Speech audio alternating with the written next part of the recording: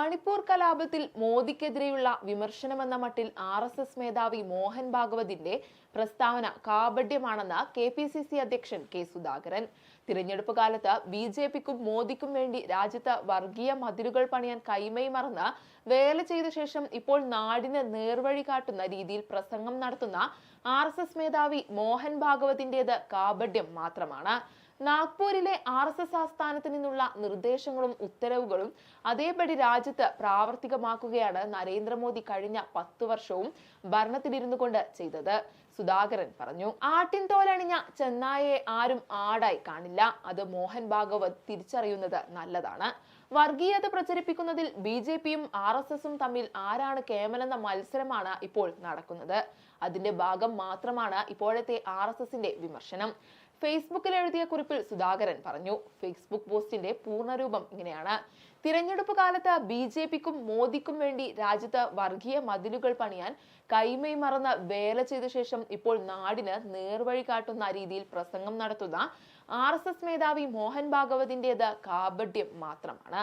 നാഗ്പൂരിലെ RSS ആസ്ഥാനത്ത് നിന്നുള്ള നിർദ്ദേശങ്ങളും ഉത്തരവുകളും അതേപടി രാജ്യത്ത് പ്രാവർത്തികമാക്കുകയാണ് നരേന്ദ്രമോദി കഴിഞ്ഞ 10 വർഷവും ഭരണത്തിലിരുന്നു കൊണ്ട് ചെയ്തത്. തിരഞ്ഞെടുപ്പ് പ്രചാരണ വേളയിൽ മുസ്ലിം മതവിഭാഗങ്ങളെ മാത്രം ഉന്നം വെച്ചുള്ള പ്രധാനമന്ത്രിയുടെ വർഗീയ പ്രസംഗം ഉണ്ടായപ്പോഴും, CAA നിയമം നടപ്പാക്കിയപ്പോഴും, കോർപ്പറേറ്റുകൾക്ക് വേണ്ടി രാജ്യത്തെ തീരെഴുതിയപ്പോഴും, കർഷകരും പിന്നോക്ക വിഭാഗങ്ങളും നീതിക്കായി തെരുവിലിറങ്ങിയപ്പോഴും എല്ലാം കടുത്ത മൗനത്തിലായിരുന്ന RSS മേധാവി ഇപ്പോൾ തിരുത്തൽ ശക്തി എന്ന വ്യാജേന നടത്തുന്ന ജൽപ്പനങ്ങൾ BJPയോടുള്ള വിഭാഗീയതയുടെ ഭാഗം മാത്രമാണ്.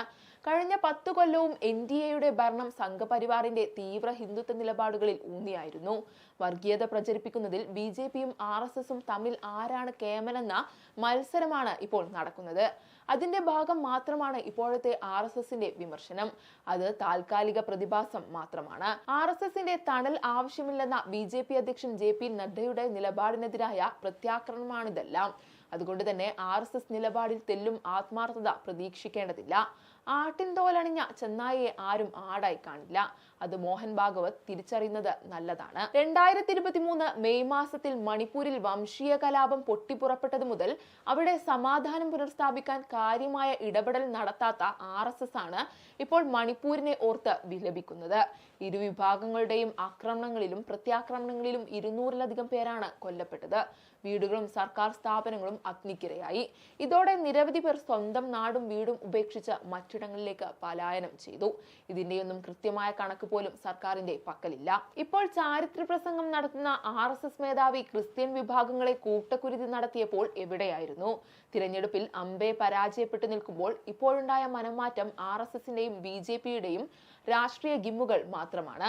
അടിസ്ഥാനപരമായ വർഗീയ ആശയങ്ങളും നിലപാടുകളും ഉപേക്ഷിക്കാതെ ഇപ്പോൾ നടത്തുന്ന വിമർശനങ്ങൾ സ്വന്തം കാൽച്ചുവട്ടിലെ മണ്ണ് ഒലിച്ചു തുടങ്ങിയെന്ന ഭയപ്പാടിൽ നിന്നു കൂടി ഉരുത്തിരിഞ്ഞതാണ്. ദേശീയ ബോധമുള്ള ജനതയെ എല്ലാ കാലവും പറ്റിക്കാനാവില്ലെന്ന് BJPയും RSSും ജനവിധിയുടെ പശ്ചാത്തലത്തിൽ തിരിച്ചറിയുന്നതായിരിക്കും ഉചിതം.